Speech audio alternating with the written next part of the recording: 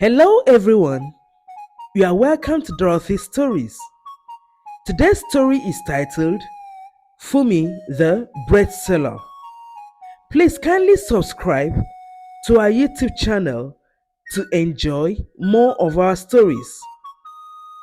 Once upon a time, in the city of Ore, there lived a very beautiful and intelligent young lady named Funmi. Her family struggled to make ends meet.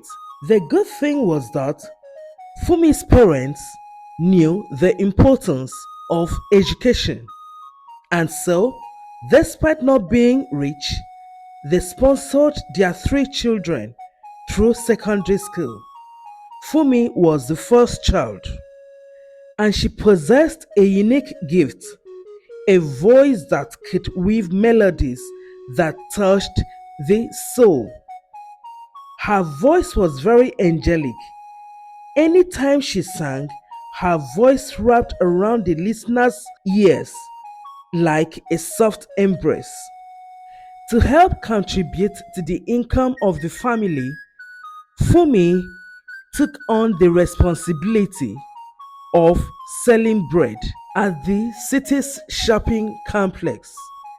It was the biggest shopping complex, and every well-to-do person came to shop there. In the same town, there was a wealthy family known as the Isiakas family. They were renowned for their philanthropy towards the poor people in the city. One day, Williams Isiaka, who had come to visit his parents from Lagos, drove to the city's shopping complex to shop. After shopping, he decided to buy bread for breakfast. As he approached the bakery, he heard the most melodious voice that he had ever heard in his life. The voice was singing Blessed Assurance. Williams Isiaka stopped and to walk towards the area that the voice came from. As if a force was pulling him, he stopped in front of Fumi's shop. He listened to her singing. Fumi heard someone say, "I wish he didn't have to stop singing. Your voice is so soothing and brings peace to the soul." Fumi turned around and saw the handsome Williams Isiaka.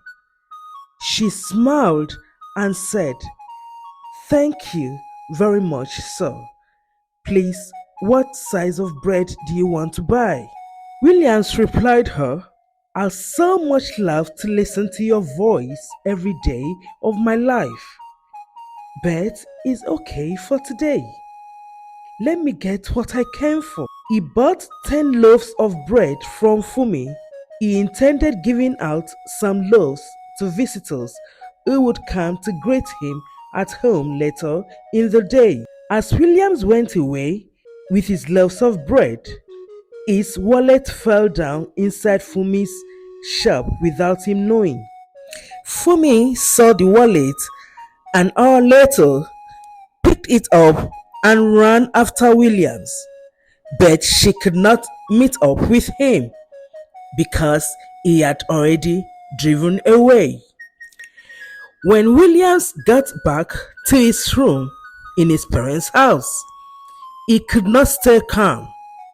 He kept on thinking about the girl with the melodious voice. There was something about that voice. The next day, he went back to Fumi's shop. Fumi brought out the wallet and handed it over to him. When he collected the wallet from her, he thanked her profusely. There was a lot of money in the wallet, and Fumi had not touched the money. Williams was impressed, and that made his friendship with Fumi to grow. 3 weeks after their encounter was the annual feast in the Isiakas family house. Williams invited Funmi to the event. Funmi was overwhelmed by the invitation but was glad and accepted it. She asked the parents to grant her permission to take money from the bread business and buy a gown for herself. The parents agreed. On the day of the event, Funmi arrived at the Isiaka's mansion, adorned in her modest but elegant attire. She was welcomed by Williams, who was captivated by her grace and beauty. The party started with Chief Isiaka giving a speech. Later, the musical group played. At that point, Funmi felt a strange energy in the air.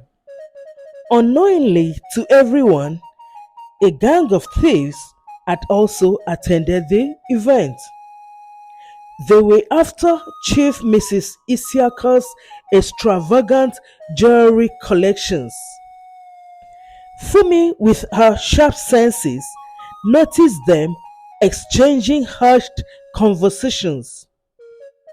The four of them were all young people wearing very dark eyeglasses. Funmi moved close to them. She heard one of them say, "I heard that the madam's room is upstairs and just by the staircase." Funmi knew she had to act swiftly to prevent the robbery. She searched for Williams and informed him about her suspicions, urging him to alert the police. Within moments, the police were informed and they swiftly surrounded the premises. Just as the thieves were about to make their move, the police moved in and arrested them. Chief Isiaka and the wife thanked Funmi for her bravery. Williams found out that he was in love with Funmi. One day, Williams approached his parents and informed them that he wanted to marry Funmi. His parents refused, telling him about the social gap between the families. Williams, on the other hand, refused to give up. On the day that he was traveling back to his base to resume work, Williams had an accident. He slipped into a coma. The doctor tried to get him to respond to treatment but did not succeed. William's parents then invited Funmi to visit him. When Funmi got there, she sat down by his bedside, lifted his hands and started caressing them. Then she started singing Blessed Assurance, the first song that she sang the very first time Williams came to her shop. Her voice was so angelic and soothing. As Funmi sang, her voice echoed through the room. Miraculously, Williams began to stir and eventually he awoke from his coma. The joy in the hospital was great. When Williams became stronger, Funmi's life took a new turn. Williams' parents encouraged Funmi to gain admission into a private university. Funmi's mother then took over the bread shop. On the day of graduation, William's mother said to Funmi, "I'm glad that you are a member of our family. You are truly a great gift and an asset to us. We are proud of you." Williams and Funmi got married after her graduation. The moral lessons in the story are the importance of honesty and integrity. 2. The power of love is able to overcome societal expectations. 3.